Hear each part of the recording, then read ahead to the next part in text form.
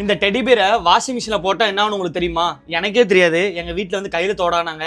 எங்கள் வீட்டுக்கே தெரியாமல் இது வாஷிங் மிஷினில் போட போகிறேன். என்ன ஆகும்னு தெரியல, வாங்க பார்ப்போம். இங்கே பாருங்கள், இந்த சாம்சங் வாஷிங் மிஷினில் தான் போட போகிறேன். போயிரு, பத்திரமா இரு சாமி, முடிச்சு விட்டு போயிடாத. ஐயா சுத்துமான்னு கூட தெரியலையே. போட்டுட்டேன், குயிக் வாஷ் தான் போட்டிருக்கேன். இங்கே பாருங்கள், லிக்விட் கூட நான் ஊற்றி வச்சுட்டேன். ஐயோ எனக்கு லைட்டாக பயமாக இருக்குது. வாஷிங் மிஷின் எதாவது ஆயிருமோன்ட்டு பார்ப்போம் என்ன ஆகுதுன்ட்டு. ஆன் பண்ணிடலாம். ஆன் பண்ணிட்டேன். இது வந்து ஒரு 15 நிமிஷம் கழித்து நான் கன்டினியூ பண்ணுறேன். அது எப்படி இருக்குன்னு தெரியல. எனக்கு சத்தியமாக பயமாக இருக்குங்க. ஏன்னா பொம்மை 500 ரூபா, மிஷின் 35,000 நினைக்கிறேன். வாங்க பார்ப்போம். A few moments later. இங்கே வெற்றிகரமாக வந்து டெடிபியர் சுற்றுதுங்க உள்ள. இங்கே பாருங்க. ஐயோ நின்று போச்சே. பார்த்தீங்களா, சுற்றுது.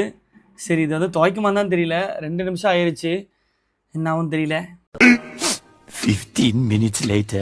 ஃபைனலாக வந்து பார்த்தீங்கன்னா ஓடி முடிச்சிருச்சு. நம்ம டெடிபியர் வந்து எப்படி இருக்குன்னு தெரியல. ஓப்பன் பண்ணி பார்த்துடலாம்.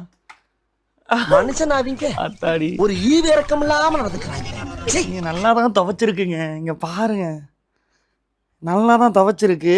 பட் வந்து மூக்கெல்லாம் வந்து பிங்க் ஆகி போச்சு.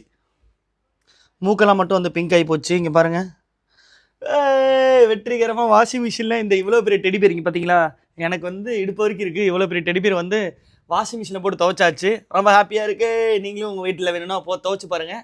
வாஷிங் மிஷின் எதாவது பாதிப்புனா எதுவும் பாதிப்புலாம் இல்லை. இந்த மூக்கு மட்டும் கொஞ்சம் பிங்க் ஆகி போச்சு, அவள் தான். ஓகேங்க, பாய்.